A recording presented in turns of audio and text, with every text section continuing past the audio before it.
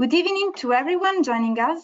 My name is Giulia Pavesi. I'm a researcher at the Leuven Center for Global Governance Studies, and it's today my great pleasure to host and moderate the 9th lecture of our high-level spring lecture series on the role of the European Union in fostering a European space ecosystem. Today's lecture, we focus on the UN COPUOS guidelines for the long-term sustainability of outer space activities and addressing the developments and risks that currently the new developments in outer space activities are envisaging requires international cooperation. And in this regard, a fundamental international forum to discuss questions of international cooperation in space activities is the United Nations Committee on the Peaceful Uses of Outer Space, the UN COPUOS.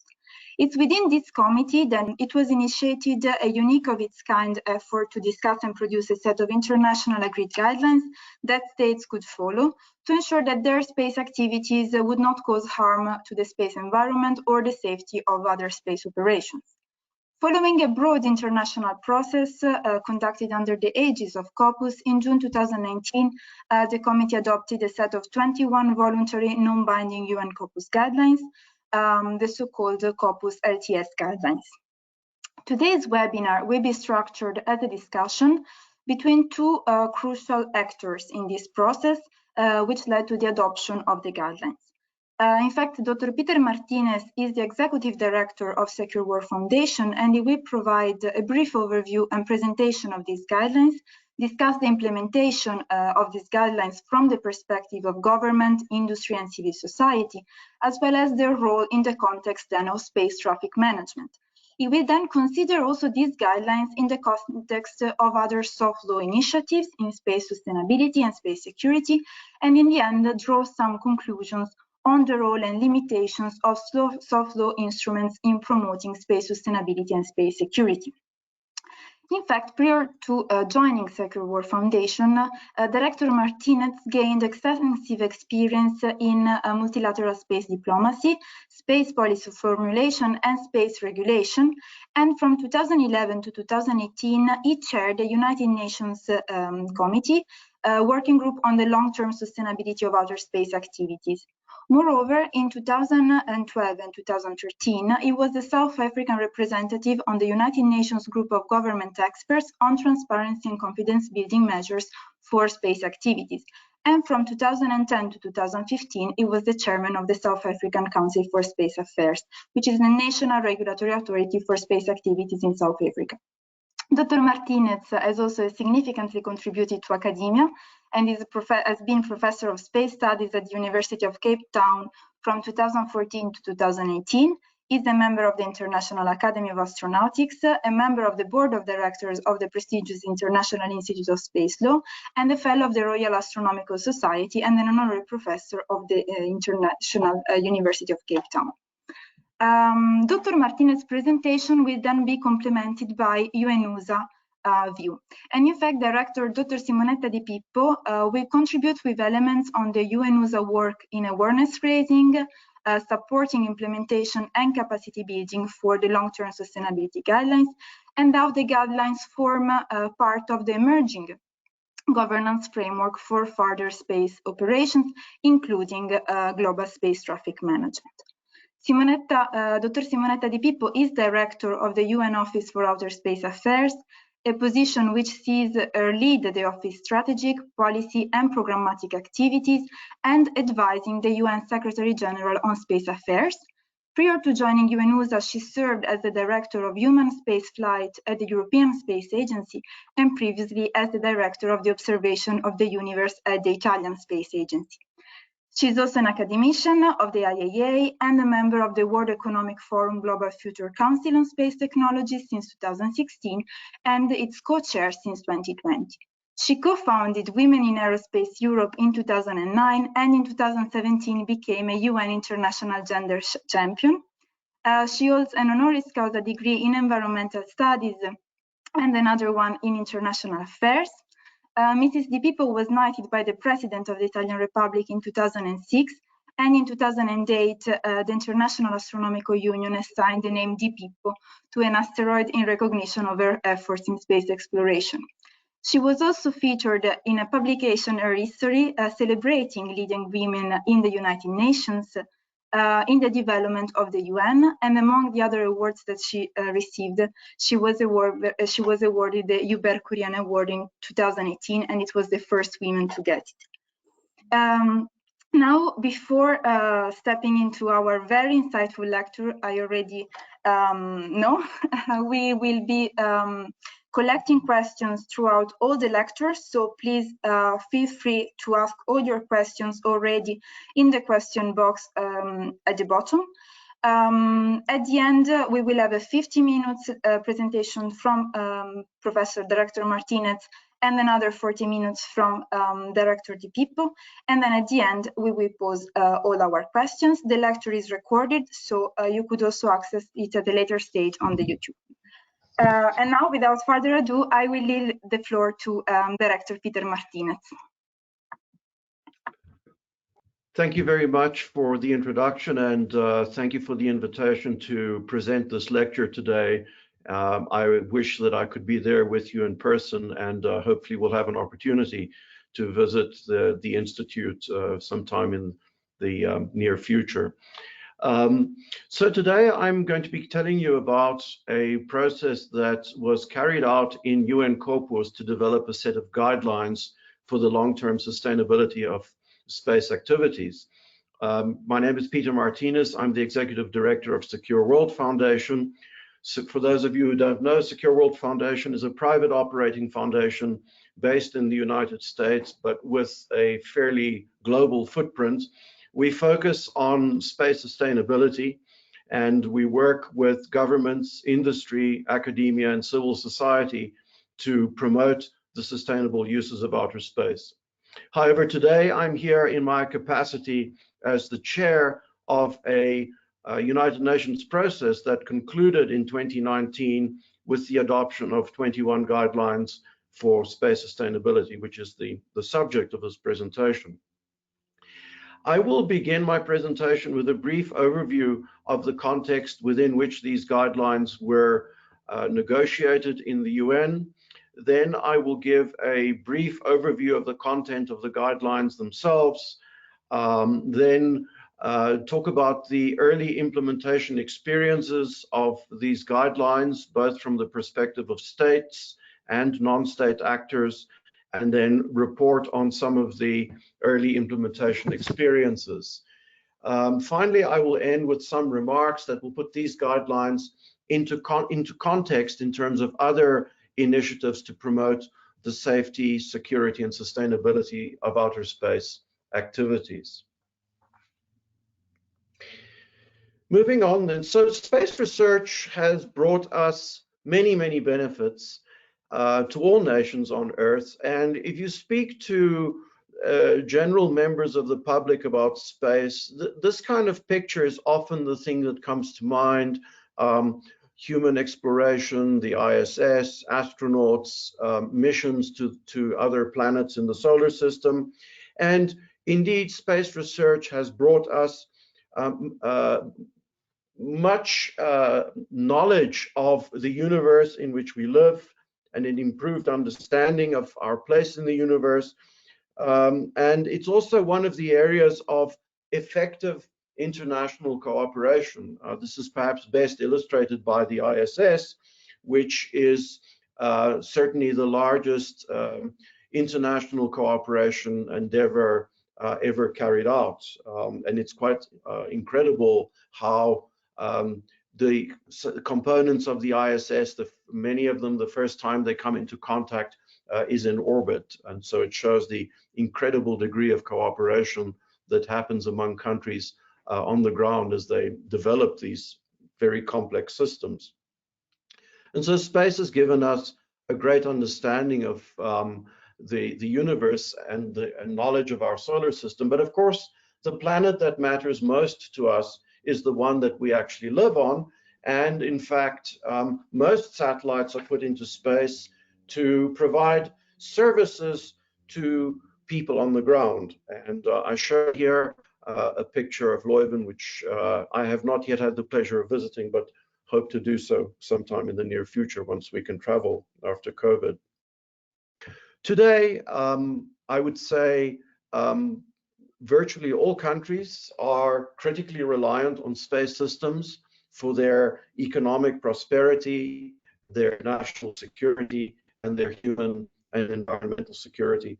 And with the lowering in the financial and technological barriers to space activities, we are seeing a very, very large or very rapid increase in the number of space actors and an acceleration of all sorts of activities in the space domain, which I try to capture in this slide. So beginning with the start of the space age in 1957, where we had a pristine space environment, and the only space actors were the two global superpowers of the time, the United States and the Soviet Union. And of course, this began the space age. You see here on the bottom left of this chart is a diagram that shows the evolution of space actors during the space age. So beginning in the early days, in the late 1950s, with the Soviet Union and the United States, so US in the blue, and the USSR in the red and orange, so showing the Russian civilian and military payloads, Russian military in red, Russian civilian in orange, US military in dark blue, US civilian in light blue payloads. And you can see that in the early days of the space age, space activities were dominated by these two superpowers, and that military uses of space were a very significant fraction of all the space activities. Then beginning in the early 1970s, you start to see a yellow band emerging, and that is the appearance of other governments as space actors. In the early days of the space age, the two global superpowers were essentially gatekeepers to the space club, and the other countries that entered the space club were allied in some way or another to one of the two superpowers. Then beginning in the 1980s, you start to see a sort of a green band in that chart, and that shows the emergence of the private sector actors. And you can see as we move towards the modern era, how the private sector has come to really play a very significant and indeed dominating role in space activities. And this has completely changed the landscape. Looking back at the top right of the chart, you can see in the 50 years from 1966 to 2016, how the number of space actors has greatly increased in that time. And of course, today this chart would show even more countries being space actors. As well, there was a commensurate increase in the number of objects in outer space, both functional and non-functional, and you can see that in the little graphic in the top right of this chart that depicts the space environment becoming increasingly congested with operational and non-functional space objects. We're also seeing the emergence of new kinds of space activities that were not envisaged many years ago. So things like on-orbit servicing, refueling, life extension activities, basically activities that involve spacecraft in close proximity. And these technologies are foundational for a future space economy, but they also raise dual-use concerns because of their potential for counter space applications. And speaking of counter space, in the four pictures in the bottom left corner, you see a depiction of an anti-satellite test. Counter space activities are proliferating worldwide. Secure World Foundation publishes an open source assessment of counter space activities, and each year our report gets thicker and has more countries in it. And so this is a source of concern, the growing amount of counter space activities, particularly when such capabilities may be tested and result in debris in orbit. We're also seeing the emergence of very, very large constellations of satellites having up to tens of thousands of satellites, the so-called mega constellations. And if you add up all of the filings, applications over the next 10 years, that could potentially add up to some 57,000 satellites through to the end of the decade. Now, I don't believe for one moment that all of these applications will result in launches of satellite systems, but even if only a small fraction of those are successful, that will still lead to a very large increase in the number of satellites in space and really change the operational environment significantly. Also, as shown in the bottom right corner of that slide, we are seeing the emergence of space resource utilization as another area of space activities, which of course is essential if humanity is going to develop and sustain a long-term presence off Earth and be in space or on other celestial bodies. And of course, there are a whole host of legal questions that this raises, which I won't have time to go to in this seminar. So just this slide shows the current situation regarding active satellites in space. So this is only showing the active satellites in space. If you were to include the number of non-functional objects, then you're looking at orders of magnitude more objects. But these are the slide shows the evolution of active satellites in space since the beginning of the space age. And you can see that in the first few decades, the increase was fairly linear, but in recent years, it has become rather exponential. And it means that the operational environment is changing dramatically. And you have the signals of this, for example, in the recent widely publicized conjunction of two satellites from two different mega constellations. And you might have read in the news about the conjunction of a OneWeb and the Starlink satellite recently, which the different operators coordinated successfully with each other, and that there was no collision risk. But it shows that these kinds of conjunction events will become more and more regular in space, and operators will be operating in an increasingly complex environment. The graphic inset in this slide, I don't want to spend too much time on, but basically what it shows schematically is if you look at a sort of futures, if you look at this from a future scenarios perspective, there are a number of ways that the global space arena can evolve over time. Some of those will be more ordered, more preferable scenarios. Others will be more disordered and less preferable scenarios. And it is up to the international community to work together to come to a common understanding of our common shared future in space, and to try and steer ourselves towards the future scenarios that are more beneficial to humanity as a whole, instead of scenarios that may lead to uncontrolled space debris proliferation or conflict in space, and so on. So the UN has for quite some time been aware of these trends in the space environment, and already in the mid-2000s started to think about how it could address some of these challenges. And so I understand that in this audience there is a mixture of participants who have a good understanding of the UN system, but others who may not.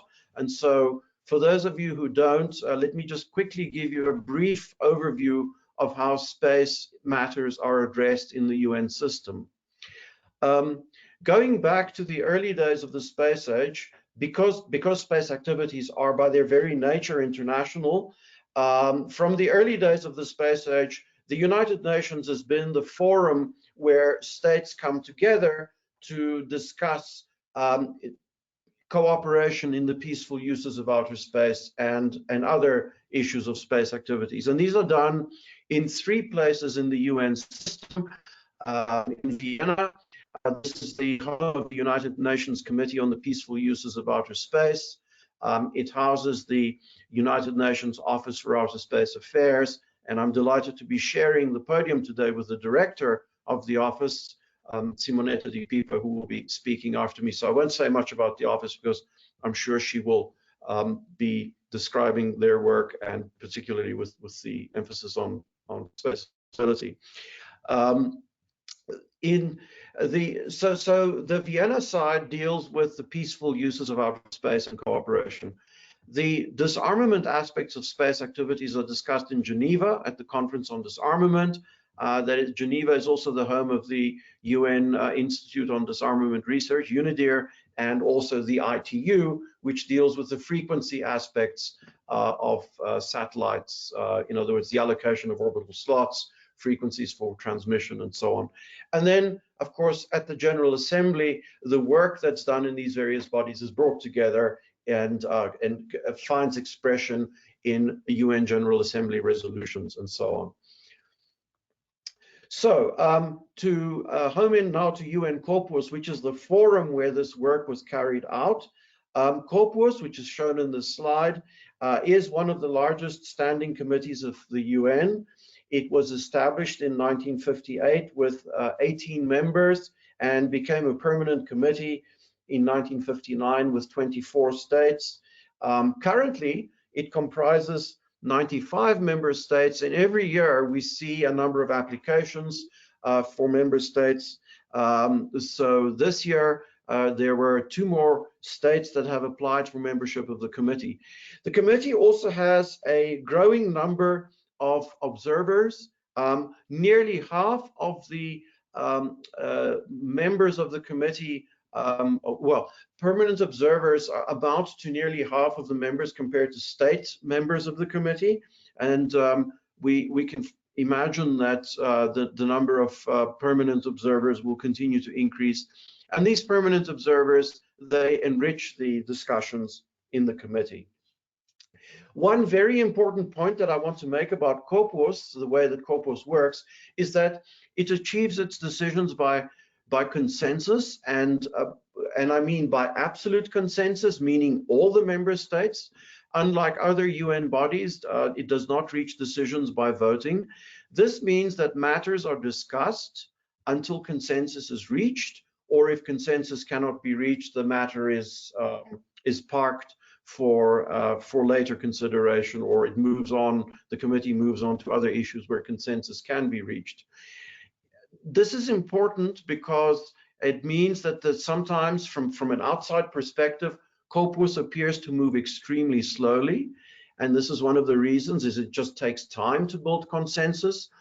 But once this consensus is achieved, I believe that is one of the great strengths of this committee, because the decisions of the committee are literally owned by all the member states that are involved in the work. Another brief point that I want to make on this slide is for those of you who are not familiar with UN processes, the discussions in the UN are carried out in the 6 official languages of the UN. All documentation is produced in the 6 official languages of the UN. And this means that when one is discussing complex issues, sometimes there are linguistic difficulties that arise in the discussion of these issues. It's not always immediately obvious when there is a debate that linguistic issues are actually at the base of a misunderstanding. And it takes time to develop common understandings of these very complex issues. And that's another reason why the discussions in COPUOS take time. But as I said, it is the world's leading forum for discussion of the peaceful cooperation and uses of outer space, and indeed the world's established forum for the progressive development and codification of space law. So with that sort of context about COPUOS, let me then go into the guidelines themselves. The guidelines, COPUOS took a while to agree to have space sustainability on its agenda. This was a process that began, I would say, in the late 2000s under the leadership of the French delegation. And at that time, the chair of COPUOS was Dr. Gérard Brachet, who did a tremendous amount of work to socialize the importance of space sustainability among the member states. It took a few years for the member states to accept that this was an issue, and let me give you a little bit of a sense of why this was a challenge.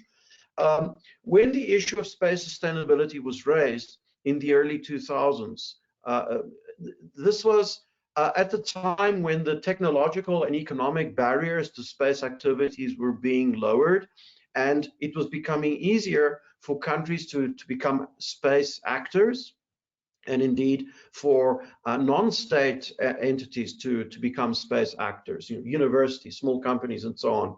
And suddenly this issue of space sustainability came to the fore.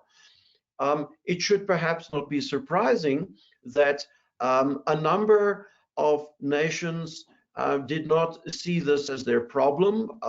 They saw this as a situation that had been created by the world's leading space actors during the first 50 years of the space age, and they should be the ones who should address the issues of space debris and so on. Then there were other nations that had the view that they were just beginning to become space actors, and they were concerned that discussions around the preservation of the space environment would effectively result in barriers, raise the barriers to entry to the space arena, and so therefore they were understandably concerned about the motivations behind these discussions.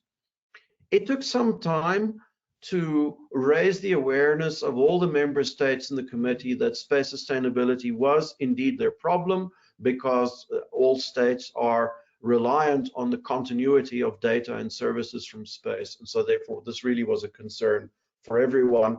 And it took some time to essentially understand that the Earth's orbital environment and radio frequency spectrum resources are, in a sense, limited natural resources, and we need to work with them as such.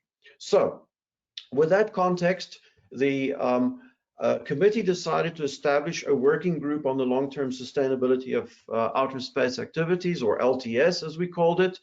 I had the honor to be chosen as the chair of this working group. The working group carried out its work from 2010 to 2018, and it was, I won't go into all the details of the work, but the discussions were very, very rich and complex. In the early days of the discussions, they were dominated by experts from a few nations, but gradually the more and more of the committee, more and more member states became engaged, and towards the end of the process, I would say we had a very good participation all across the committee. The first set of 12 guidelines was adopted in 2016, and not surprisingly, these first 12 guidelines were the ones that had emerged through an expert group process, which I will talk about in a while. And then in 2018, another 9 guidelines were adopted, giving a total of 21 guidelines, which were adopted by consensus of all the 92 member states who were the members of COPUOS at that time. Currently, there are 95, and hopefully soon to be 97. The picture on the right of the slide shows the adoption copy of the guidelines that was signed after we had adopted them in June of 2019. And these guidelines address all sorts of space activities and all mission phases. They address the policy and regulatory aspects of space activities, the safety of space operations, cooperation, capacity building and awareness, and the scientific and technical aspects of space activities. And for those of you who are interested, the full texts of these guidelines are available in the UN document shown at the bottom of the slide there. What I will now do is to give you a brief overview of the guidelines before I go into the implementation aspects.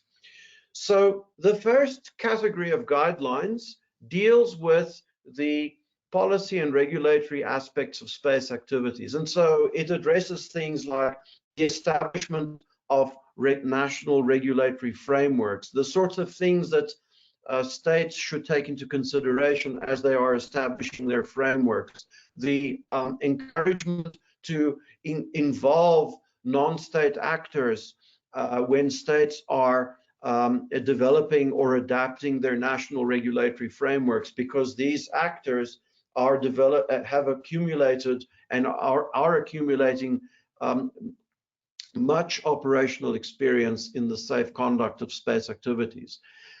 There's also guidance around the supervision of national space activities and around ensuring the equitable and efficient use of radio frequency spectrum. And then also a guideline that addresses the registration of space objects.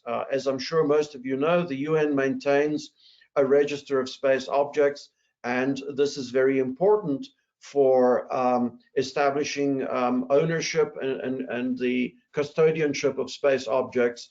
And so there is much that can be done to enhance the practice of registration of space objects, and one of the guidelines addresses this. The second set of guidelines, which contains second group of guidelines, which contains most of the guidelines, addresses the safety of space operations. And here, these guidelines deal with the sorts of things that somebody on an operations floor of a space agency or a space company would be mostly concerned with. And this is a sort of maintaining the safety of day-to-day operations in space. And so practical things like providing updated contact information and the sharing of information on space objects and events. I mentioned earlier on in my presentation the conjunctions that have been happening in space. And of course, operators need to be able to contact each other fairly quickly. In future, of course, we will see probably more autonomous onboard collision avoidance. But even so, even with autonomous collision avoidance systems, I think there will still be a need to have efficient inter-operator coordination and mechanisms in place. There's also the need to improve the accuracy of orbital data on space objects and to promote the sharing of information on space objects and events.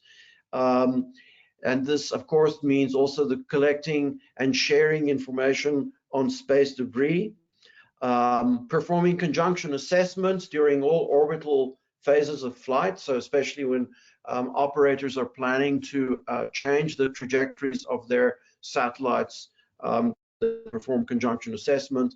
And then, of course, there's also guidance about doing pre-launch conjunction assessment. Space weather, as I'm sure you all know, has a significant role to play in space operations. Space operators are very mindful of the space weather environment. And so there are some guidelines that discuss the sharing of space weather models, forecasts, and data. And indeed, one of the working groups in COPUOS has been looking at these space weather guidelines and unpacking them to provide further, more technically detailed guidance on how to do these things. Then there are guidelines that address the design and operation of space objects. As I'm sure you will know, space objects, the smaller they are, the harder they are to track.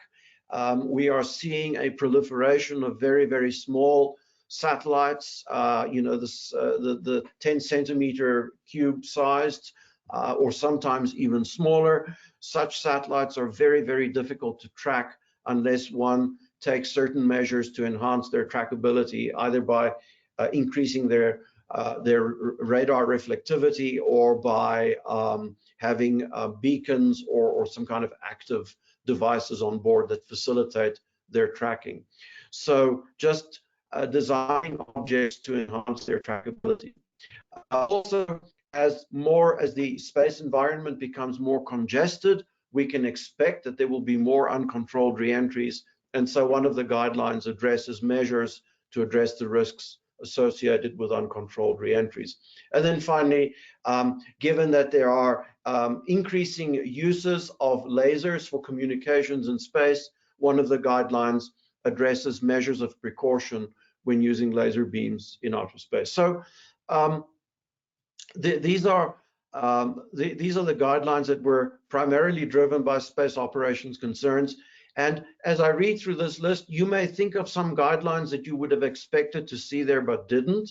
And the reason for that is that the experts who were discussing these guidelines at the time felt that there was not sufficiently established into practice to recommend an international guideline to states. The third category deals with cooperation and capacity building. You can imagine that for many states that are new entrants to the space arena, implementing these guidelines, they will require support to implement these guidelines. And so there's a lot of emphasis on the sharing of experiences related to space sustainability and capacity building. And indeed, the Office for Outer Space Affairs, I think, will play a critical role in this. And I'm sure Ms. Di Pipo will address this topic in her remarks. The final category of guidelines are the scientific and technical guidelines that address the research and development into ways of supporting space sustainability and new measures to manage space debris and so on. So moving on now to implementation, I emphasize that these guidelines are voluntary and non-binding guidelines, and so countries will implement them in a manner that is consistent with their national needs and capabilities. And the guidelines have a very, very broad scope, and so each country needs to, in a sense, unpack what guideline implementation means in their national context. And so this flexibility was built into the guidelines because the committee recognized that there are many different ways that states organize, conduct, and authorize their space activities. And so there has to be some inherent flexibility in the way that the guidelines are implemented. But this inherent flexibility to allow for implementation in different contexts also means that there is potentially can result in uncertainty or inconsistency in implementation. And this is why it's so important for states to share their implementation experiences. And I will give some examples of that shortly. There's also, when it comes to some of the concepts embedded in the guidelines, there is sometimes a lack of a common understanding at the highest level, and this can lead to challenges for homogeneous implementation of the guidelines, again, pointing to the importance of international fora like COPUOS to discuss these issues. And then there is also a lack of awareness of space sustainability issues in general among many governments, even those governments that participated in these discussions. And so it's important to raise awareness of space sustainability in general and the guidelines in particular. Now, when it comes to pragmatic implementation steps, there are certain things that can be and are being done at national level. So a number of states are promoting awareness of the guidelines to their national space communities and are expressing a political commitment to the implementation of the guidelines at national level. Regulators can also include guideline implementation in their considerations concerned with the authorization and ongoing supervision of national space activities. I often make the point that although these guidelines are non-binding, that does not mean that they are non-legal, in the sense that states may choose to implement certain aspects of these guidelines in their national legislation, thus giving them legal character. One example of this that has already happened is the COPUOS space debris mitigation guidelines, which were adopted quite a number of years ago. They are also voluntary and non-binding, but a number of states have indeed implemented aspects of those guidelines in their national legislation, thus making it legally binding on their own national space actors. Then at the regional and global level, states can use guideline implementation and the sharing of their implementation experiences in COPUOS as tools to socialize the implementation of the guidelines by the widest possible number of space actors. And I will give you two recent examples of this. The implementation measures reported to date by some delegations at the STSC, and I'm delighted to see that this year a number of countries have continued to do so in their national statements and elsewhere. Countries are beginning to review their relevant domestic legislation or enhance their practice of registration of space objects. Some countries are implementing national space policy directives that address aspects touched upon in the guidelines, or they are enhancing their space debris monitoring or research capabilities, or developing new facilities for space situational awareness, developing or enhancing their space weather monitoring or modeling capabilities. And we're also seeing a number of countries developing or enhancing their public engagement on space sustainability issues. Now, I mentioned the importance of reporting implementation experiences in COPUOS, and I want to give two examples of this, which I think are excellent practice and that I hope will other member states will follow suit. So one of the first countries to provide a very well-structured report on their national implementation experiences was the United Kingdom.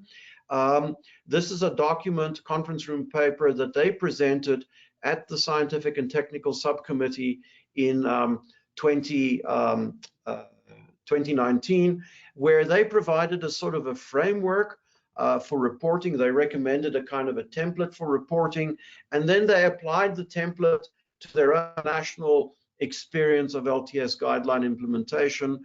And I just show a few snapshots from their document. So they talk about their thoughts or their national approach to implementation, the current progress made, the experiences, challenges, or lessons learned, and then some additional comments. And for each guideline, in this case, guideline A1, adopt, revise, or amend national regulatory regimes, you can see they applied their framework.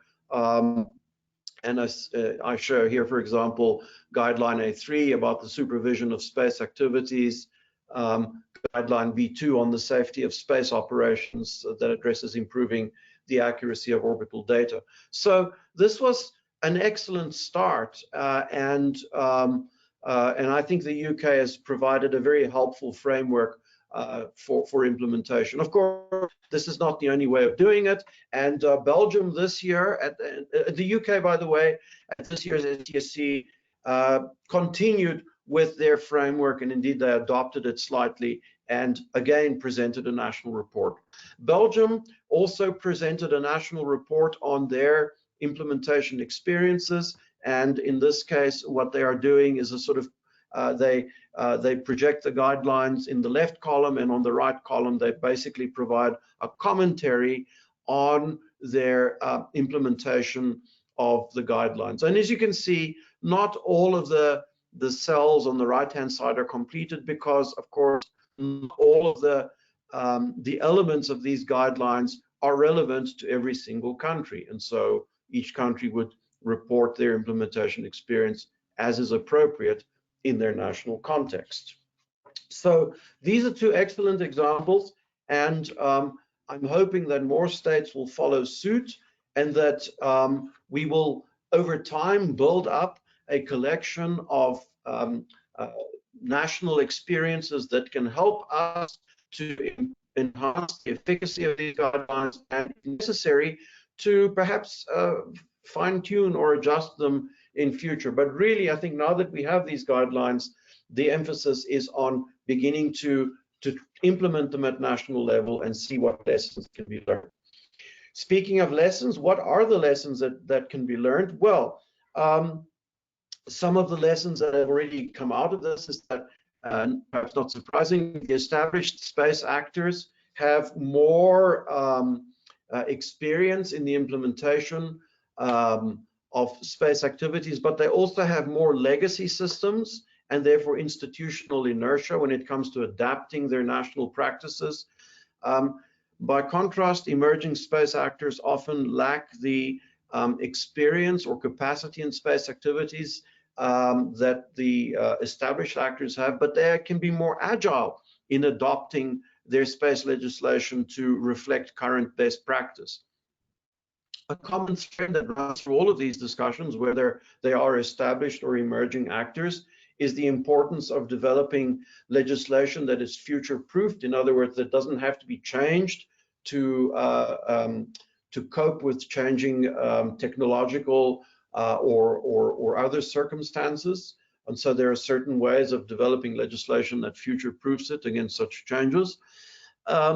Also, the need for the more experienced actors to support the emerging space nations through capacity building. And indeed, one of the suggestions that we have heard several times is that perhaps we need some sort of a guidebook for implementation of the LTS guidelines. And this is a thing that Secure World Foundation would be interested to consider once we start seeing the implementation practices that the various states are reporting. When it comes to developing criteria for guideline implementation, this is a framework that might be useful for states to consider, is to use a sort of who, what, why, when, and how kind of approach for guideline implementation. And of course, if you're going to implement the guidelines, there should also be some way of verifying that the implementation has been carried out and that it is successfully contributing to the objectives of the guidelines. Now, although the guidelines address state actors being a UN document, I'm very happy to see that the private sector has actually embraced these guidelines. A number of private sector actors and private sector groups have embraced these guidelines and are encouraging implementation by their members. And this is very encouraging because industry typically moves a lot faster than government. And so it's important that industry encourages its members to implement the best practices for space sustainability. And so industry is already in some sense ahead of some of these guidelines in terms of developing standards for rendezvous and proximity operations. There is a group called CONFERS, the Consortium for the Execution of Rendezvous and Servicing Operations. They are developing a standard for such close proximity operations, which has been submitted to ISO. The Space Safety Coalition is a grouping of industry and non-industry actors which promotes best practices, including the Space Sustainability Guidelines. And then there are other groups such as SIA and the Space Data Association that are promoting data sharing as a way of enhancing space safety. So these are all very encouraging practices, and I can foresee that in future, as the space sustainability discussions unfold in COPUOS, some of these best practices that emerge out of industry may find expression in the discussions in COPUOS and could be the basis for future international guidelines. Speaking of the private sector, I'm sure that you all know that investment in commercial space activities has risen dramatically in the last few years. In 2019, the investment in commercial companies rose to $5.7 billion, and there's been a sort of a 30% increase year on year in the last few years. And a very large fraction of this money is venture capital, which is, so this is introduces a new dynamic into the development of the commercial space arena. And in 2020, despite COVID, again, it was another record year for investments in space, and again, venture capital playing a significant role in this. So this is very exciting because there are now many more sources of funding for space startups than there were 10 or 15 years ago. But also, one should bear in mind that there is a certain venture capital mindset that is very successful on Earth. This idea of try many different things, fail quickly, move on to the things that succeed. And this kind of approach, while it may be very successful in a place like Silicon Valley, could be potentially disastrous in space, because it's from a space sustainability point of view, what we do not want to see is half deployed systems in orbit being, going bankrupt, companies going bankrupt, and then satellites not being actually operated by anybody. So I think it's very important that we raise the awareness of the investment community of the importance of responsible investment in space, and that companies that are entering this domain, investors that are entering this domain, are entering a fragile domain and a strategic domain, and that's very important. Okay, so I want to move on to the role of academic and professional organizations. I think that I mentioned earlier on that there are a growing number of permanent observers in COPUOS, and as we are seeing a sort of democratization of the space arena, you can expect that civil society organizations will play an increasingly important role in space sustainability. And here what I have in mind is things like professional organizations like the International Academy of Astronautics, the International Institute of Space Law, and professional bodies such as the IAF, but also academia, which has a critical role to play in the development of, in research, right? And particularly, I think researching the implementation of these guidelines and trying to assess their effectiveness and also the extent or the degree of implementation is important. Think tanks have a role to play as well, because think tanks essentially bridge or sit in the space between government, industry, and academia, and they can support the development of evidence-based policy formulation. So at Secure World, we are working with a number of other think tanks around the world and similar organizations to support the development of evidence-based policy, and these guidelines are certainly one of the areas that we're working on. These organizations create opportunities for dialogues among different groups of actors. Such dialogues may not be happening at the moment.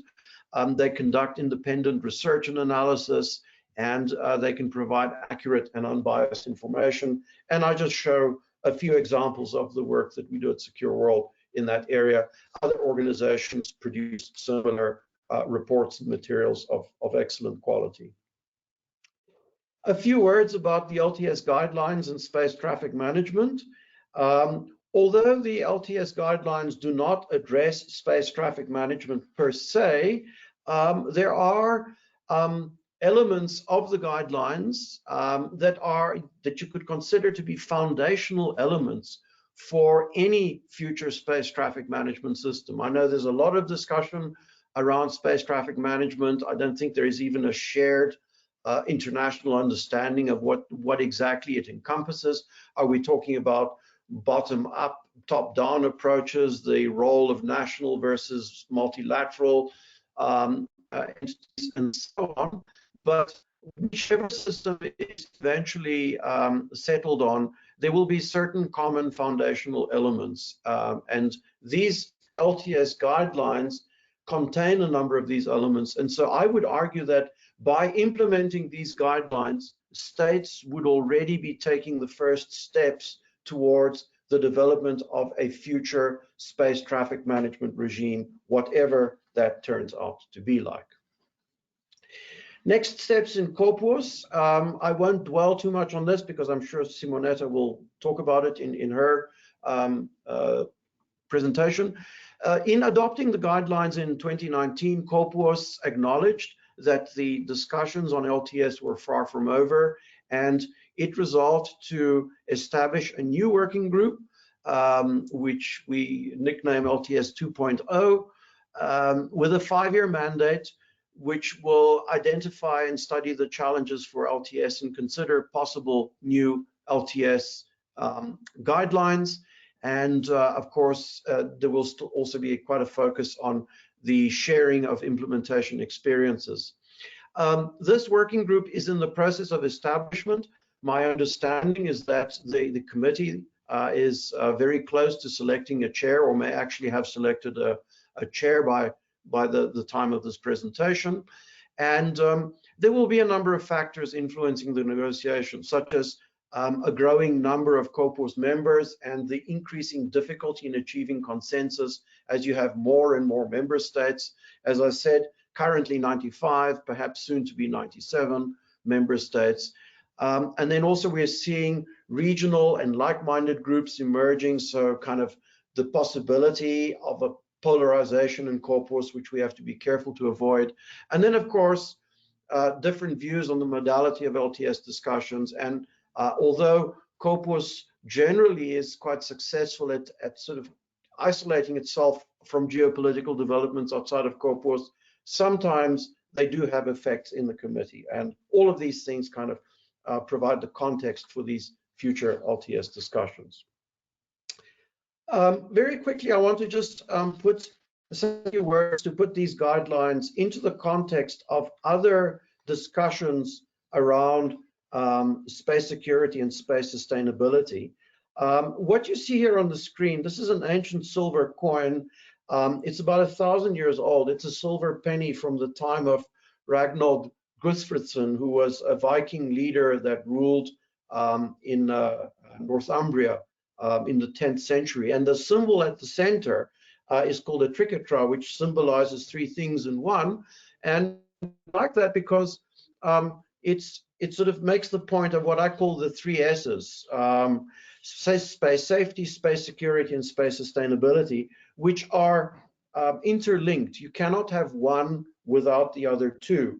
And this is important because I think it does help one to understand how all the various space security, space sustainability, and space safety discussions are interlinked in some way.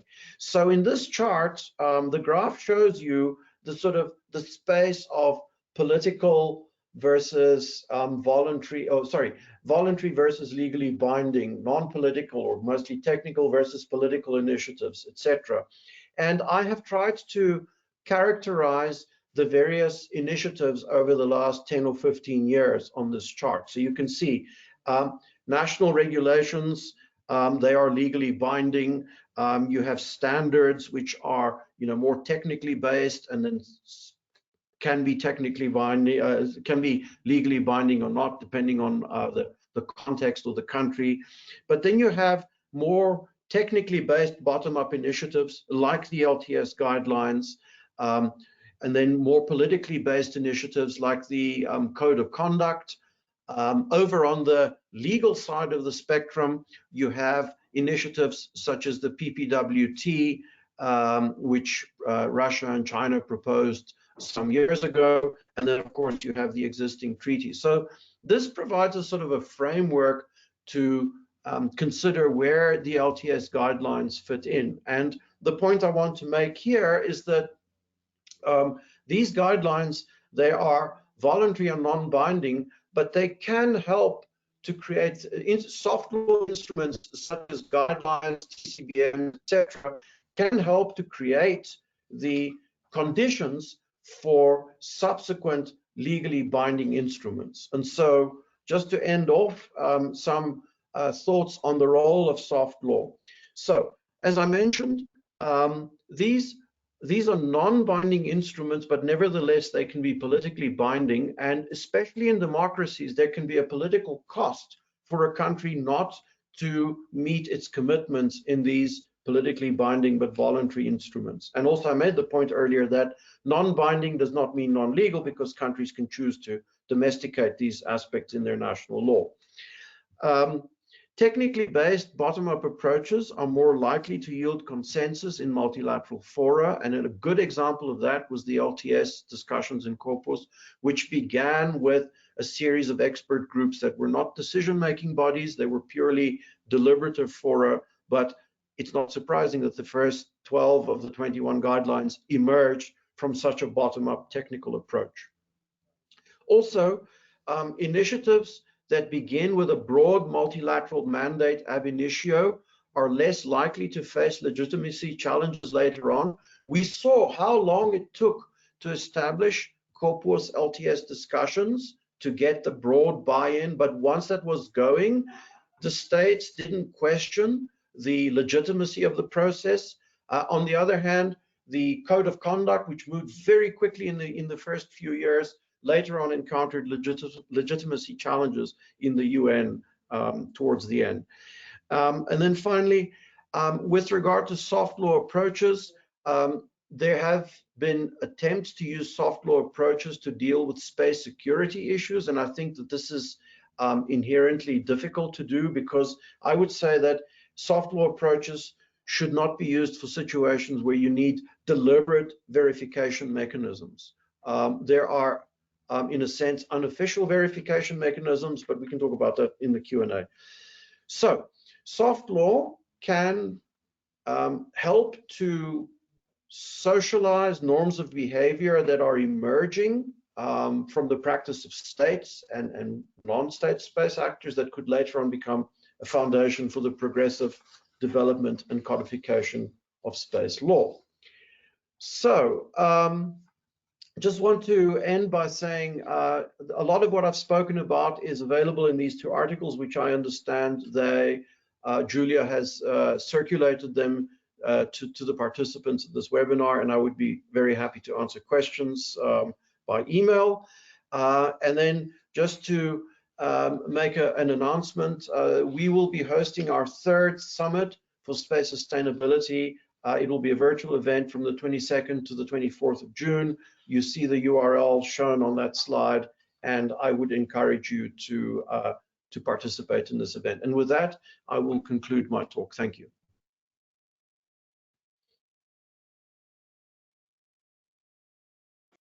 I think we can directly give the floor to Director Di Pipo, and in the meanwhile, we will put on her presentation. Thank you, Julia, and thank you very much for this opportunity. It's also a pleasure to have the opportunity to talk after, to give you some highlights of the activities of the Office for Outer Space Affairs after Dr. Martinez's presentation. So it's a pleasure and an honor for me. What I would like to really do with this presentation is try to complement what Dr. Martinez said, just to maintain the flow of the presentation. You will see here and there some overlaps, but not so many, just for the sake of the flow of the presentation. and I'll try to stay maximum into 40 minutes, even a little bit less, so we have more time for Q&A if you agree. So the next one, please. Just to give you a very brief introduction of what the Office for Outer Space Affairs does, or the way in which we can be represented or described. Well, I will say that first of all, you have to consider the entire office as a sort of a capacity builder, because we provide access to all the cutting edge space data and information. So we build capacity we support member states in building capacity to really use such data to accelerate their own sustainable development. And we do it in all the fields possible in space activities. But at the same time, we are a sort of a platform. We facilitate international cooperation among member states, but also between all the various stakeholders in various configurations. So in a way, we try to connect the dots. And last but not least, you can consider us as a sort of a gateway because we are the only UN entity fully devoted to space affairs. So there are a lot of other entities in the UN galaxy which use space as a tool for supporting the achievement of their own goals. I don't know, I'm always using the example of the Office for Drugs and Crime, which was co-located with us in Vienna. It's again an office of the Secretariat, so we both report to the Secretary General. We both present our activities at the very end through COPUOS, but also to the General Assembly. But they use space for, I don't know, tracking illicit crops, for example, because they do drugs and crime. So they use space as a tool to fulfill their own mandates, but they don't do space as a mandate, which is exactly instead the case for us. The next one, please. And we have really a lot of different activities. It was mentioned already that we serve as the Secretariat to COPUOS, which means that we really support member states in conducting the sessions of the committee and the two subcommittees, the Scientific and Technical Subcommittee and the Legal Subcommittee, but we also serve the fourth committee of the General Assembly. At the same time, what we do is to develop and to, let's say, work under the umbrella of what we call the program Peaceful Uses of Outer Space. This has been evolving in the last decades because the office was created in '59, as it was, just after COPUOS, exactly with the aim of serving member states and the committee. But then it evolved and evolved and evolved, and in a certain point in time, it was fully devoted to the program on space application, and now the program is called the Program on the Peaceful Uses of Outer Space. And below that, we have a certain number of programs, including the program on space application, where we help member states, in particular emerging and developing countries, to bridge the so-called space divide. But also, for example, it was mentioned already, we discharge a certain number of responsibilities of the Secretary General, among which we have to maintain the UN register of all the objects launched into outer space. But in various manners, we got, for example, a 2006 General Assembly resolution for the so-called UN Spider program, which is a program dealing with disaster management and emergency response using space-based data and services. And in addition to that, we have some mandates coming through the committee.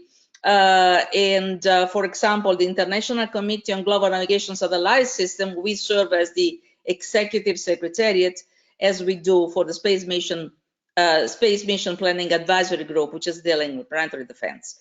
And this is just, let's say, a very top-level description of all the programs. So you have to consider two main parallel and not so parallel let's say, side of the office. On one side, we serve member states in the committee, and on the other side, we serve member states through capacity building, training, support, increasing awareness, and a lot of other activities. So what we do 100% of our, let's say, day-by-day life is to serve member states, but we do it in different manners.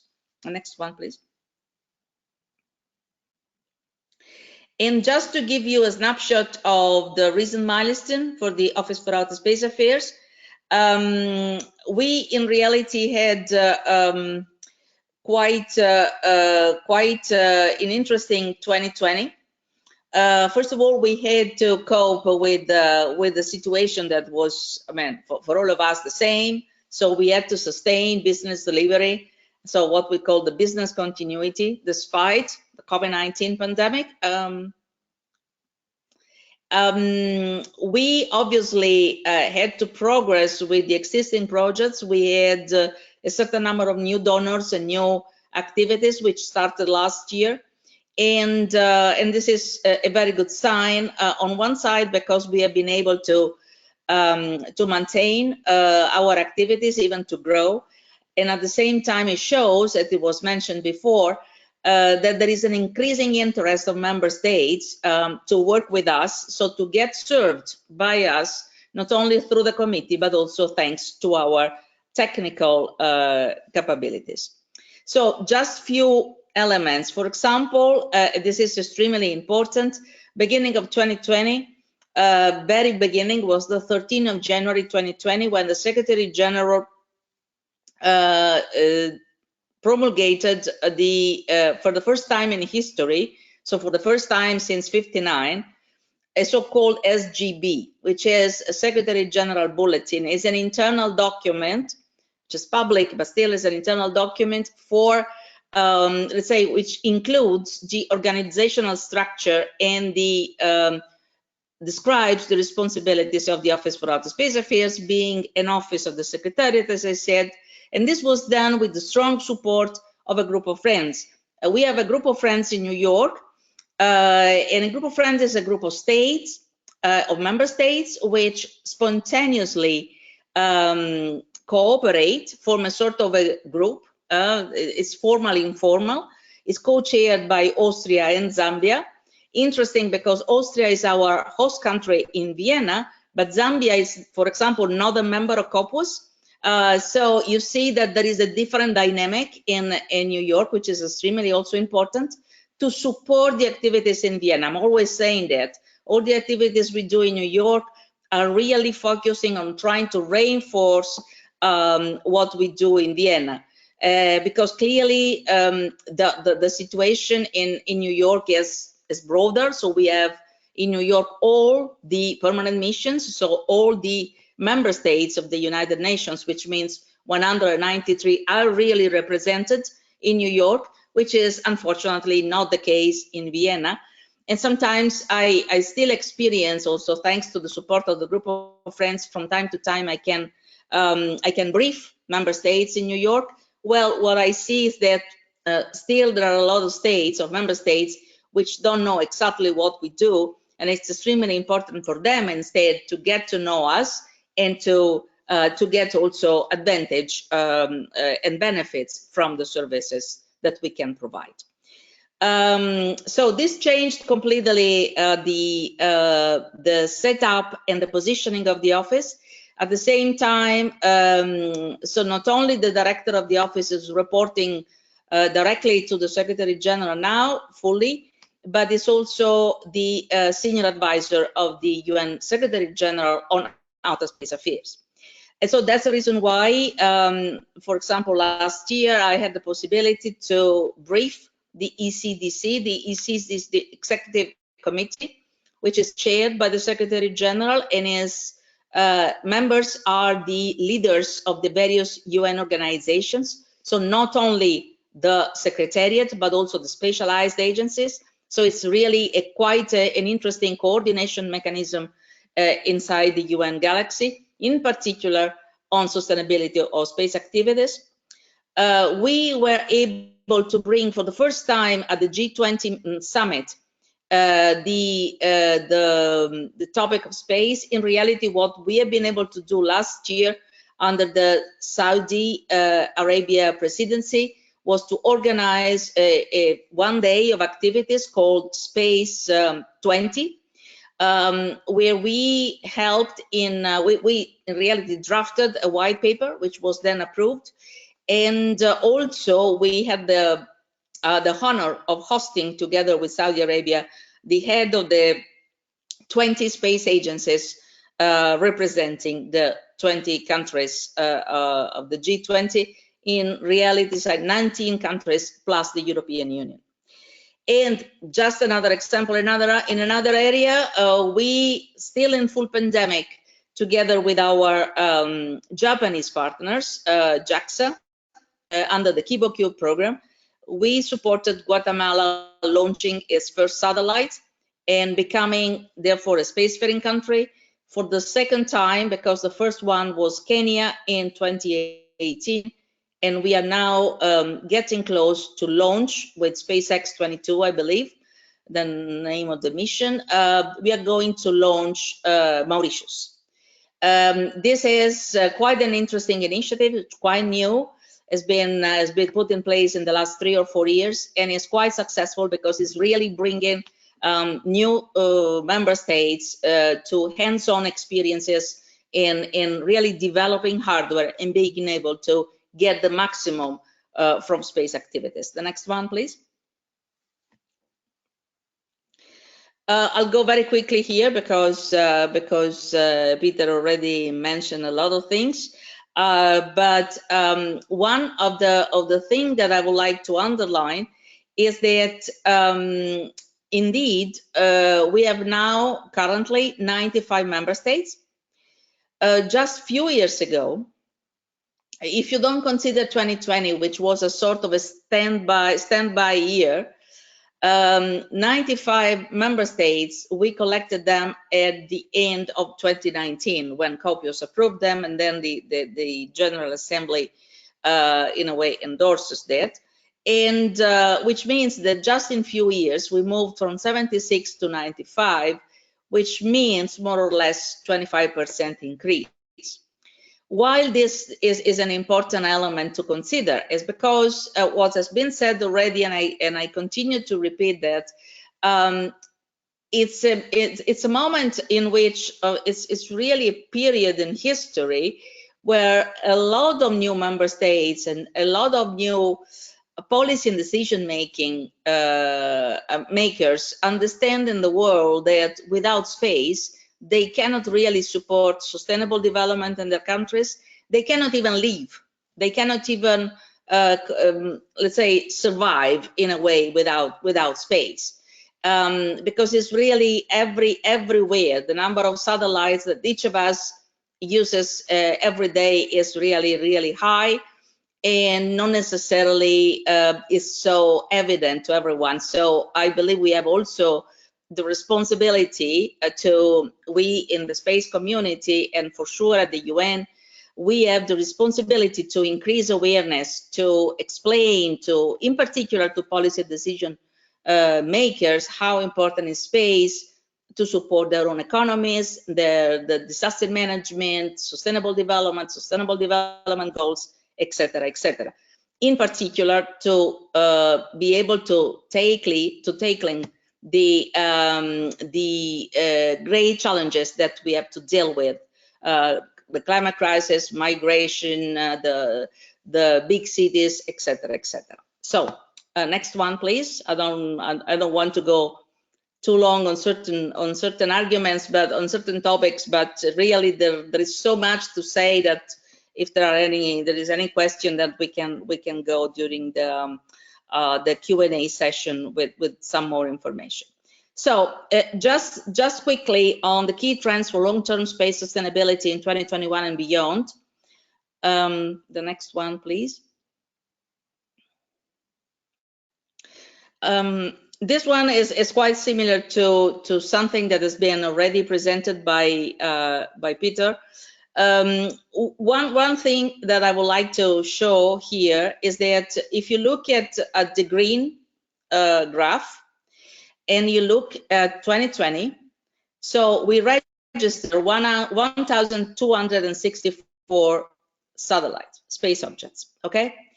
And if you compare this number, this figure, with what we registered in 2019, is 581, which means more or less we doubled in 2020 the number of satellites. And I very often get the question, I mean, it's one of the most popular questions that I get in these very days, how it can be that this happened exactly during the COVID-19 situation, because now everyone gets the feeling that, okay, we were all blocked and in lockdown, etc. Well, in reality, there are a lot of reasons. One of the reasons is that when you started to develop a satellite, it happens a lot before, and then when you're ready to launch, you launch, in particular if you are a commercial operator. And we understood now that the commercial side is really quite high in terms of, you know, the percentage in the pie.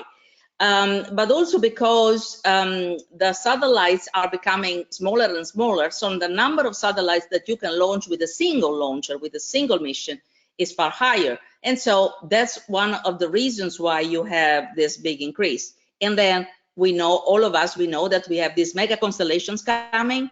We have for sure already approved 12,000 satellites for Starlink. We have more than 4,000 satellites for the Jeff Bezos constellation, not to mention OneWeb, which is far smaller. But just a few days ago, we got informed, all of us, because it was public domain, that China is filing or filed at ITU for frequencies for a constellation of 13,000 satellites. So this, you understand that this is just the beginning, as Peter was saying, is really just the beginning. And the other interesting information here is that in 2010, for example, the blue line, you see that the number of member states which had at least one satellite in orbit was 50. And now in 2020, we count for sure certified 83. But counting, because every year we get new countries becoming spacefaring countries. And so even if we are not yet at the number of member states, members of the committee, it's clear that the trend is quite steep.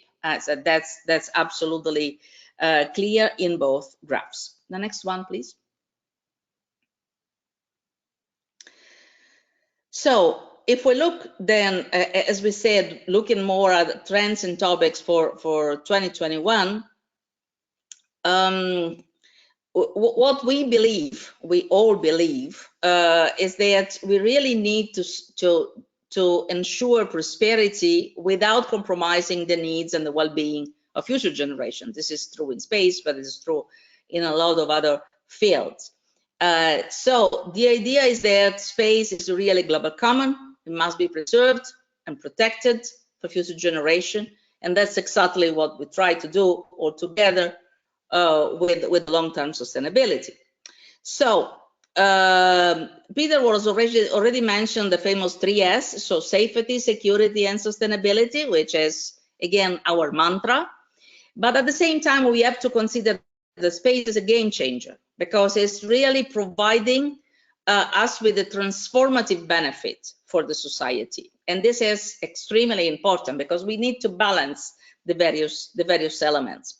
And so what I would like to underline here is that 2021, so the current year, will offer various opportunities to convene and deliberate on sustainability in space for sustainability on Earth. And in fact, we, the Office for Outer Space Affairs, we are planning to participate and to organize a certain number of key events, starting from the World Space Forum, which will be co-hosted with Austria in Vienna in December this year, strongly focused on climate change. But for the first time, we will launch what we call the World Space Forum Action Report. And so stay tuned, because after STSC next week, you will have more information on our website.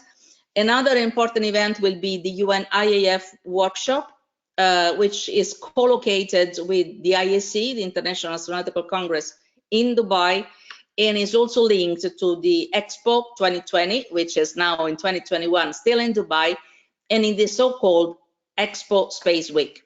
So you will have a lot of activities to follow. We will really would invite you. I would like to invite you to follow us with all our partners, because from now until the end of the year, we will have a lot of initiatives which will deal not necessarily only with long-term sustainability, but with a lot of other activities which in a way are combined with that or connected. The next one, please.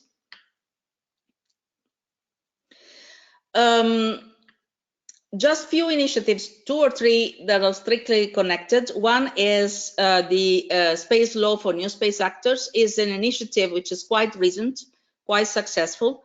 And I would like to take the opportunity to thank Peter and the Secure World Foundation, because they've been the first donors and they continue to support us. I don't know if you can see the entire slide, because at the very bottom there is a list of our supporters, and we have Belgium, we have Chile, we have Luxembourg, and other donors coming. But as I said, with a strong continuity from the Secure World Foundation that we value a lot. And also the main goal of this project is to try to support the new players in starting their activities in the space field with a responsible behavior. So with this project, we assess their needs, we tailor the capacity building activities and the advisory services based on this assessment. And also we do a lot in raising awareness on the fundamental principles of international space law. And frankly, the success, political and also the number of donors and supporters is increasing and is strong, and it shows that there was really a need of this initiative, of this activity from the office in supporting member states. As I said, this is another way for the office of supporting, of serving member states, and again, the political support is extremely important, because it shows that there is, let's say, that we are converging toward the same goal. Next one, please. When talking about the implementation of the LTS guidelines, and I'm very happy that Peter made quite a detailed, let's say, overview. After this finalization, what we did last year was to start a project called Promoting Space Sustainability, Awareness Raising and Capacity Building to support implementation of the LTS guidelines, with the kind support of the UK government. In particular, we have a funding agreement with the UK Space Agency, which, by the way, is also quite a first, because it's the first time that we have between the office and the UK government and the UK Space Agency a project, funded by them. The idea here is that we see this as a project, a multi-stakeholder project. We want to engage with the public and the private players to raise awareness. Raising awareness is something that Peter mentioned several times during his presentation, and also it has the aim of supporting the exchange of, let's say, experiences, lessons learned, best practices, which is again another key element in going ahead. What we would like also to do is to have these case studies publicly available, but because in this manner we can really inform the wider community, and also this will help us in tailoring the future capacity building work to support the implementation of the long-term sustainability guidelines. Next one, please.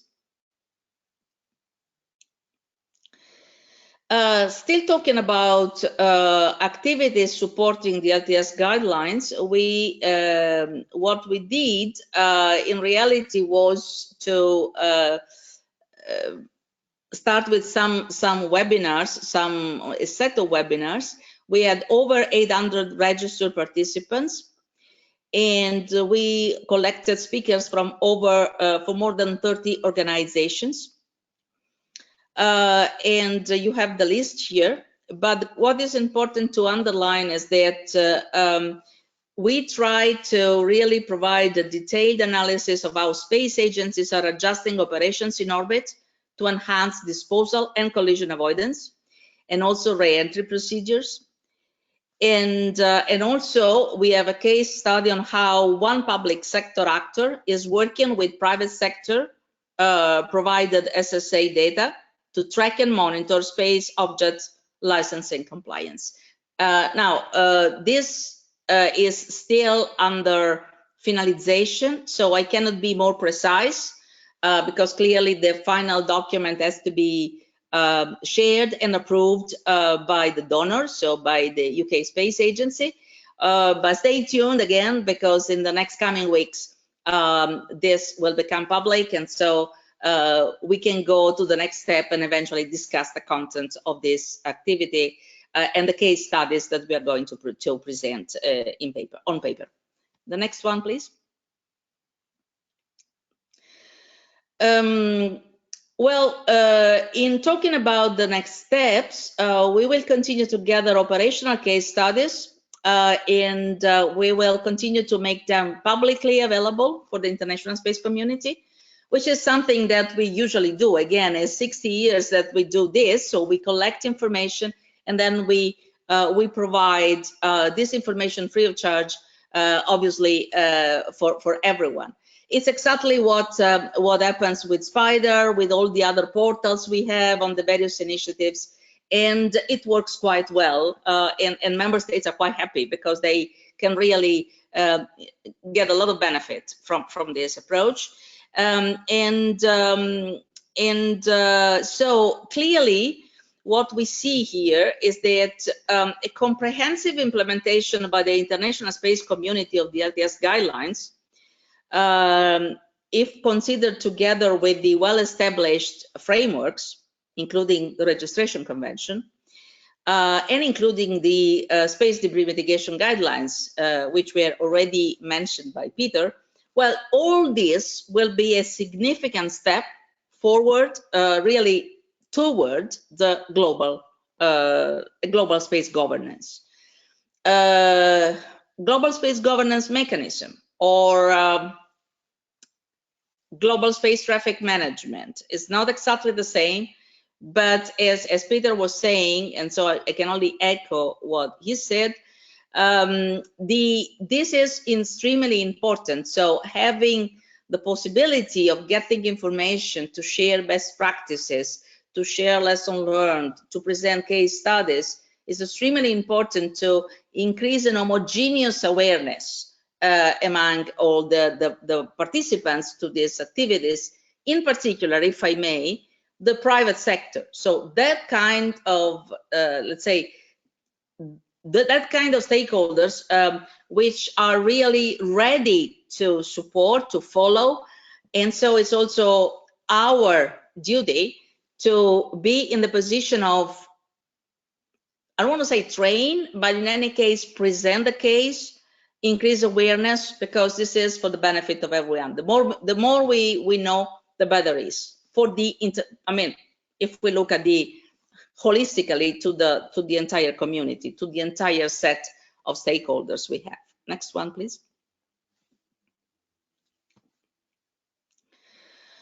In talking about the space sustainability, and if we look a little bit beyond the LTS guidelines, we partnered last year, and we continue to do so, with the UAE Space Agency, the United Arab Emirates Space Agency, And we conducted the largest ever UN-led stakeholder engagement study on the subject, which is another interesting way of serving member states, because it's extremely important to have the possibility to collect information, to interview stakeholders, and to really put them all together. So all the information collected will be presented in this stakeholder engagement study. Is very close to be finalized, and so it will be public quite soon. The finding from the study, after having interviewed over 50 leaders from the public, private, and non-government field, international space community, well, what we found is that, first of all, language counts. So we really need to work on expanding a common set of linguistic labels to break down the space sustainability policy challenge into components so that everyone, in particular the new players, are able to understand better. Raising awareness is key. This was said several times. I'm just repeating because this is one of the findings of this engagement study.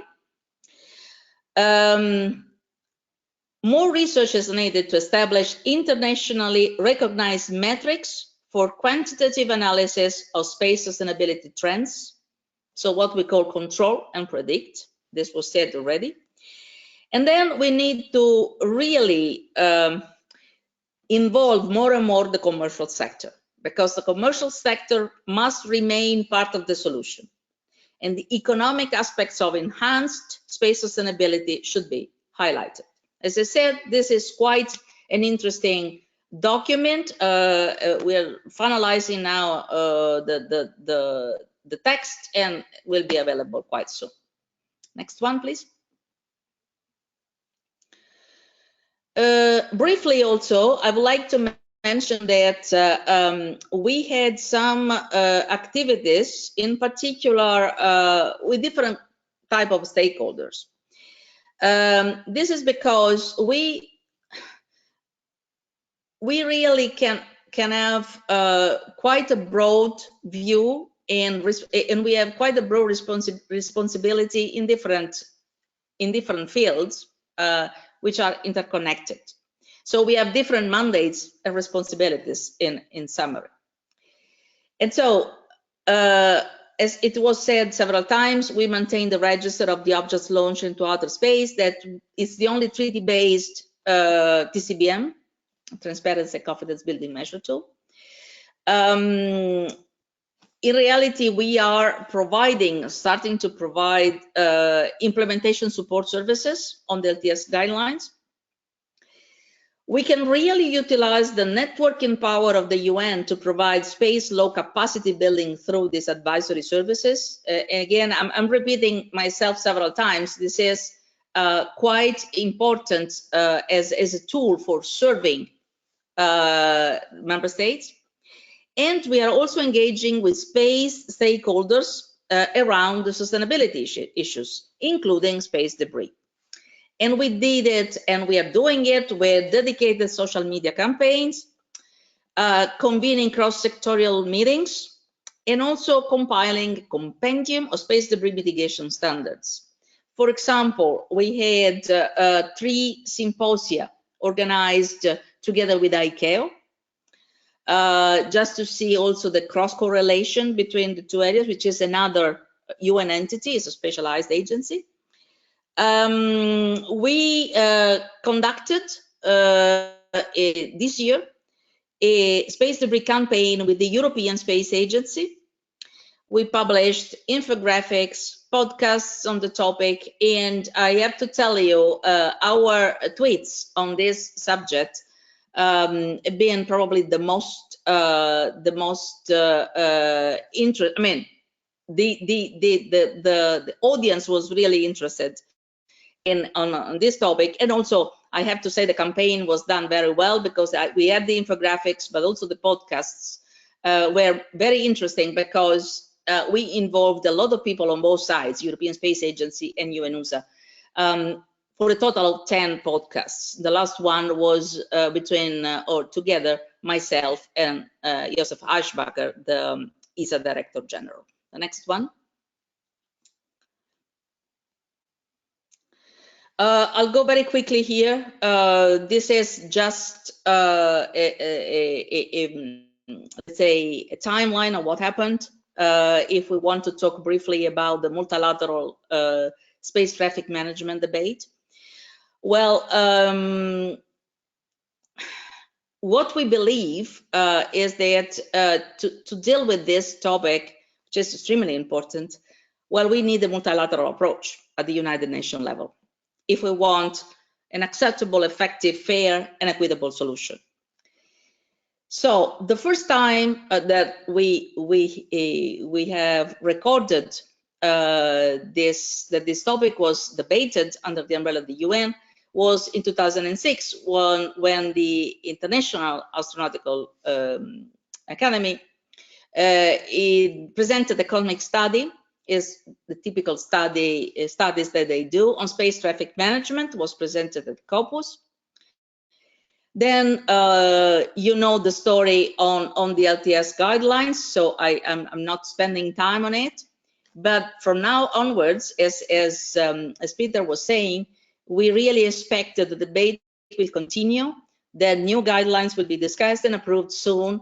And also because this shows to all the stakeholders, in particular the commercial sector, that COPUOS and the UN are really reliable, that they can be their light at the end of the tunnel if they want really to develop a commercial safe space. That's what we want to do collectively, because that's the only way for the commercial operators to have a stable business plan, to have a stable business model, and being able really to attract funds to develop their activities. Next one, please. So if we look briefly, consider the considerations for the future under this umbrella that we call global space traffic management.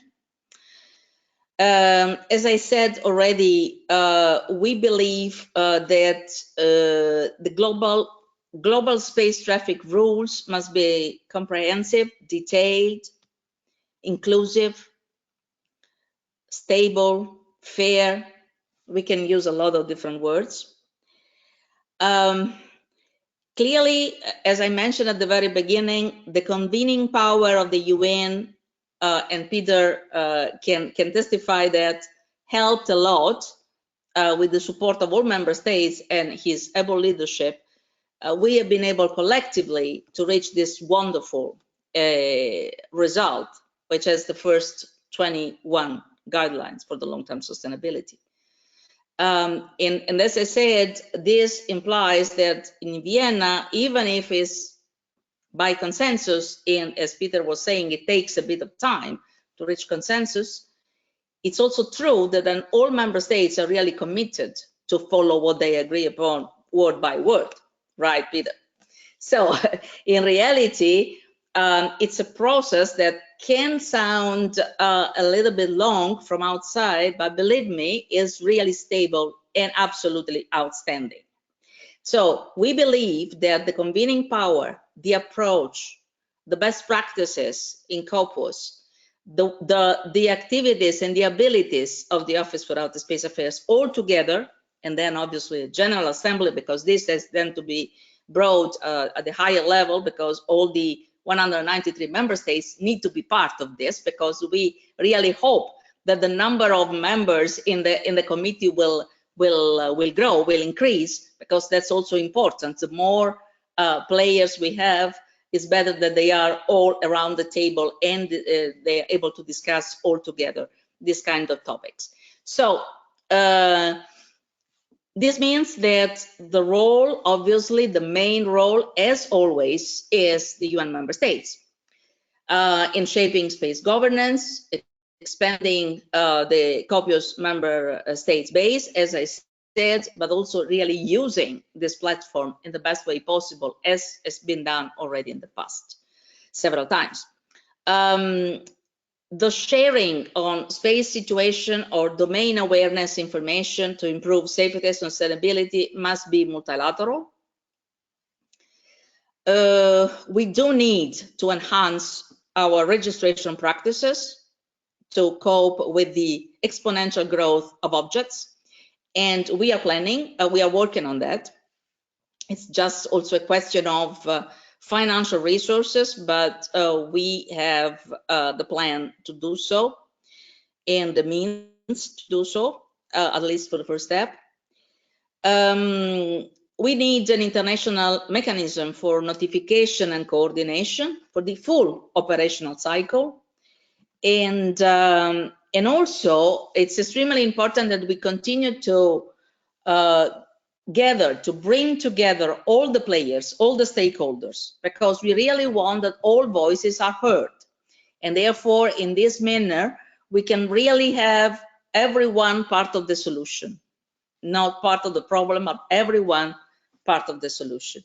And it's extremely important that what we call the rules of the orbit, because, you know, and in Vienna, the rules of the road is being translated in our language and rules of the orbit, which is extremely important. And I believe, as I said, in our continuous conversation with the private sector, for example, they do understand that contributing to that, and that's the reason why also they participate so well and with a lot of enthusiasm to our webinars and activities, also on space sustainability. They've been very happy to be interviewed for the engagement study we did, et cetera, which is, in my opinion, a very good sign.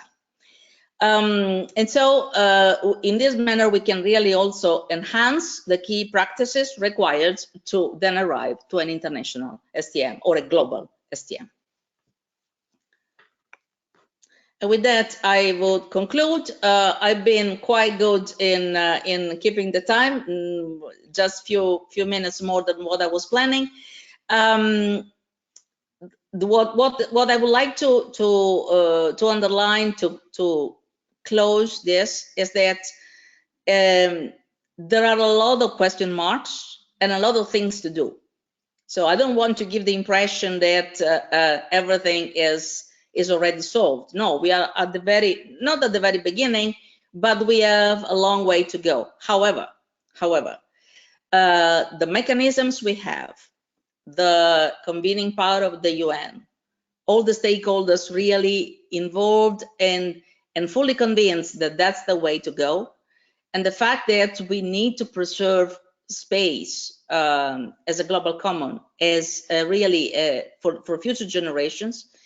And the fact that we really want to develop what we call space economy. And in order to do so, we need to develop what we call a commercial, safe space. Well, I believe we are all on the right track to succeed. And I'm sure that Peter will agree that what has been done is already marvelous, and what is awaiting for us in the near future is even better. Thank you so much. Okay. Thanks to both the speakers. You really presented excellent points, and I think also the attendees will be very pleased with the results of this discussion. We have actually a lot of questions. I will try to do my best to perhaps merge some of them. And maybe the first question that actually is a bit at the bottom of all this discussion is what would success look like with respect to these guidelines, meaning whether at least internally states, but also at the academic and research level, so think tanks and so on, established a sort of arrival point and further reiteration of the guidelines once those have been widely adopted. And perhaps linked to this question, another question coming from one here of our students is whether you can already envisage a bit the future of all those guidelines that didn't succeed in the first phase, and whether you created new mechanisms to discuss and to negotiate those guidelines, those remaining ones. I think that Peter can start answering this question.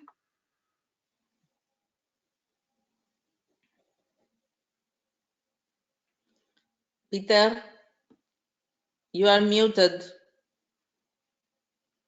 Sorry, thank you. Excellent questions. There's a lot wrapped up in there, so I'm not sure I'm going to address all the dimensions of the questions. But what does success look like? Well, I think that at least initially, what success would look like is, firstly, an acceptance that space sustainability is a global concern. I think we made a good progress in COPUOS in this. For me, one of the main outcomes of the LTS process, quite apart from all the parliamentary documents, the guidelines, etc., was the much better shared understanding that we have that space sustainability is a common concern of all nations. And so, but that is for the member states of COPUOS, and as we know, that is not all the member states of the UN. So we would like to see a greater understanding of the importance of space sustainability. So that's the one dimension. Another is, and so it kind of, the other things then kind of flow from that. Once states understand the importance of space sustainability, then they start to look at the manner in which they conduct their space activities and check to see if they are conducting them in a sustainable manner, and therefore implement their Article 6 obligations of authorization and ongoing supervision in a manner that is compliant with the LTS guidelines, and that can be through voluntary mechanisms, or some states may choose to implement aspects of those in their national legislation. Success also, I think, involves the commercial sector embracing these guidelines, and I must say I am very encouraged by the response that we have seen from the commercial sector. A number of actors who are taking steps to project themselves as responsible commercial space actors, encouraging other commercial actors to do likewise, are actively promoting the implementation of these guidelines. And so I think that they will be a key part of this. The third dimension, as I mentioned, is the civil society, so academic institutions, think tanks, etc., doing research on the implementation of these guidelines and helping to socialize the importance of the guidelines and their implementation. So I think those are some of the sort of elements of what success looks like, at least in the sort of immediate term. In terms of the LTS 2.0 process, as we mentioned earlier, there is a second working group that is being established, which will continue the discussions in COPUOS. I think that we have the success of LTS 1.0, if I can call it that, showed that COPUOS can make progress on this issue, that it can reach agreement, and that is a very positive foundation upon which to build. I did not have time in my presentation to talk about the guidelines that did not reach consensus within the mandated time frame of the first working group. That is material that is there for the next working group to consider. And I think we'll see. One of the guidelines, for example, that was not agreed in the first working group had to do around close proximity operations. And I would imagine that as space operators begin to develop safe practices and experience and standards, that these kinds of things could eventually find their way into fora like COPUOS and then eventually wind up as future guidelines.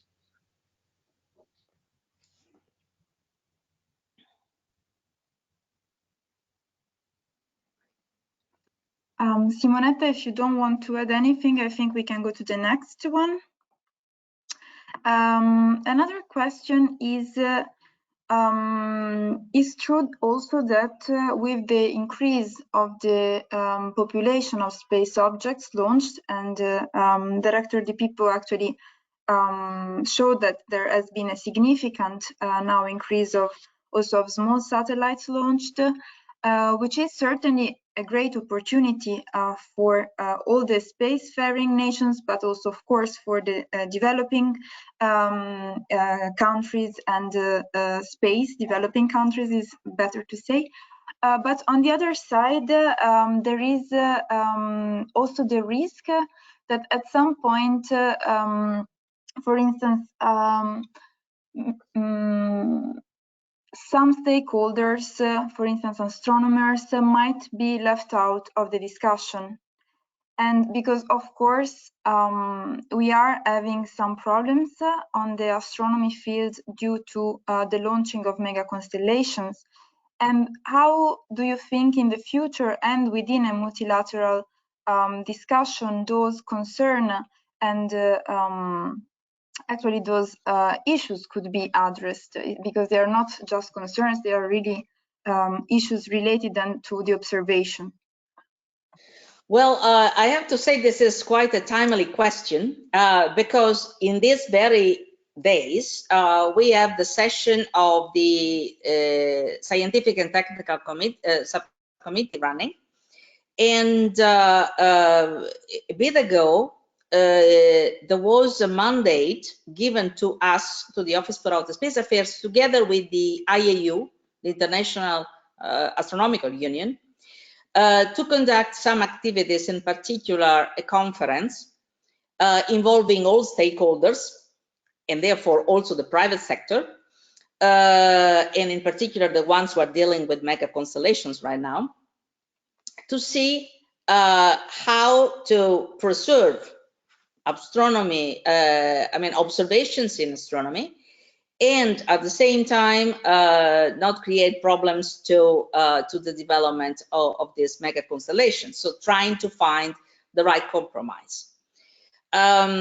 We were supposed to have this big conference in presence, with people. It was not possible.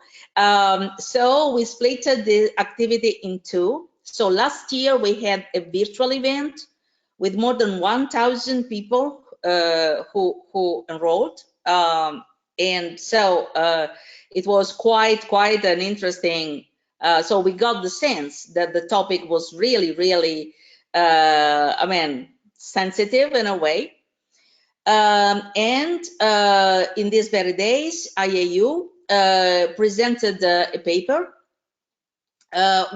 because clearly at the end of this activity, the community, quite a large community, drafted a sort of a report with a certain number of recommendations. These recommendations have been included in the document presented in front of member states at the Scientific and Technical Subcommittee.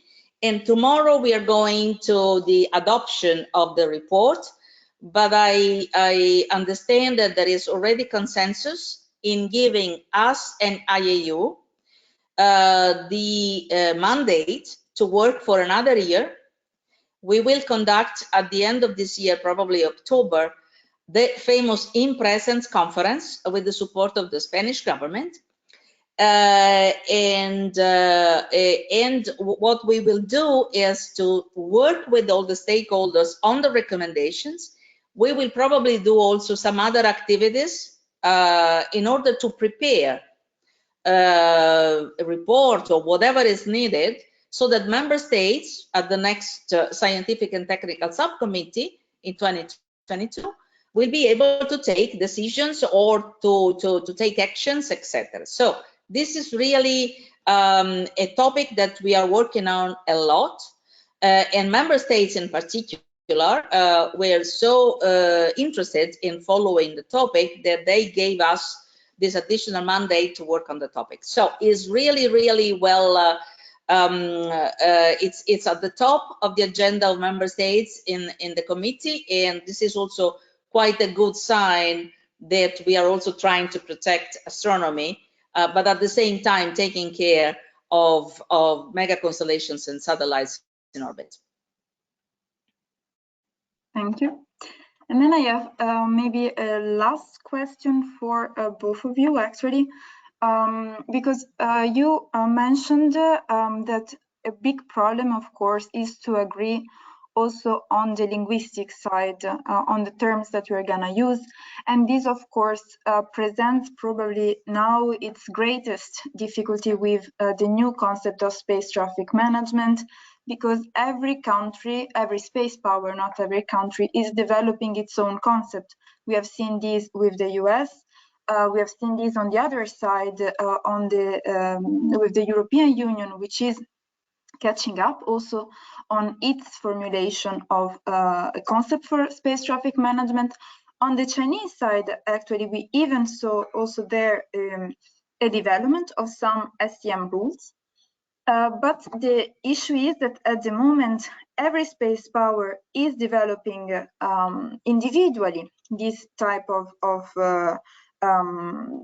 considerations without talking so much, because we saw with the policy directive 3 of the US that it came out at fait accompli. And there is the risk then with the European Union, it might be the same. So do you think that is the UN COPUOS the right seat where to address and try to make try to converge the four different views, but also to include there the private actor, because we have seen with the guidelines that are advocating actually for an inclusion also of the private sector, because in some guidelines it is explicitly said to rely also on external data, which could definitely come from private sources. So do you think if we go for this avenue that also including the private sector in the elaboration of this new concept might become crucial or not? And on the other side, do you think that with regards more on the legal interpretation, actually COPUOS could be again, with the legal subcommittee of course, could be again the right forum where to, for instance, already make clarity on the consequences of the data that we are gonna share, because right now we have sharing agreements between different countries, but those are made through state-to-state arrangements, and the state gets what it gets.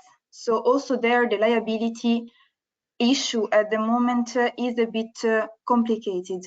So do you think that there also, again, discussion within COPUOS could offer a good avenue to try to arrive at a common view? Peter. Okay, I'll try to be brief because I think our time is up. So let me say that I think that if the world did not have a forum like COPUOS and it was faced with these issues, it would create one. And I see Simonetta is shaking her head. Because I think COPUOS is indispensable. It may not be the complete answer to all of these issues, but I think it is a central element to finding a common answer to these questions. Because as you pointed out, if we have a situation where different countries are developing their own national approaches, we face the danger of a fragmented governance of space activities. And as we know, they are by their very nature international, and fragmented governance could lead to misunderstandings, misperceptions, mistrust, and conflict situations. And we all want to avoid that. Also, it could lead to lacunae in space law that could be exploited through phenomena like regulation shopping, which again is something that we would like to avoid.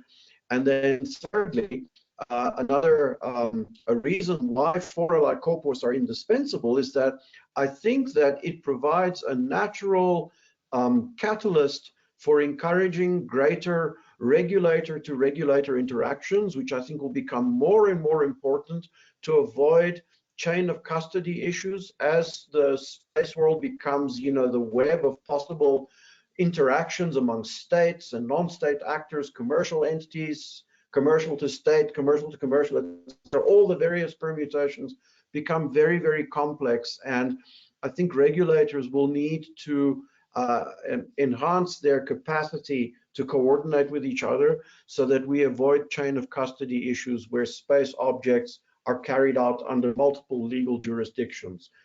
So I'll stop there because I'm sure Simonetta also has her perspectives to contribute. Yeah, no, I absolutely agree on 150%, as I say sometimes.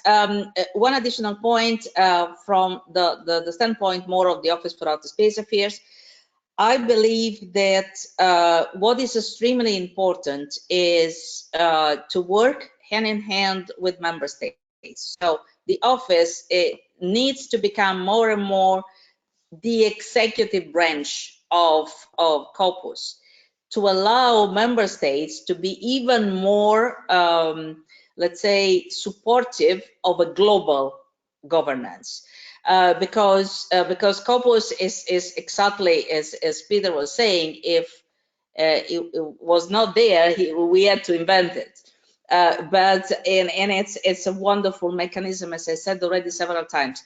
But probably what is needed is a stronger executive, a stronger office, able to support the desire of member states, able to support the decision of member states in a quicker manner, because this is what the private sector is waiting for, and also able to converge, to be able to put all the stakeholders together, which we, for example, do, having started just a few years ago, the World Space Forum, is one way of creating an additional platform that is absolutely not, you know, in contrast with COPUOS, is completely different, but it helps us to get informed and then to inform member states properly. So we need to become really the leg, the additional leg supporting the activities of the committee. And in this manner, I mean, and collecting all the voices,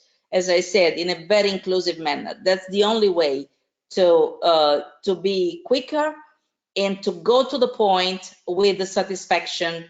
There is always the need of a compromise, because that's space diplomacy and diplomacy in general. But I believe that that's the way to go. Maybe one just more remark, because actually it's linked to another very short question.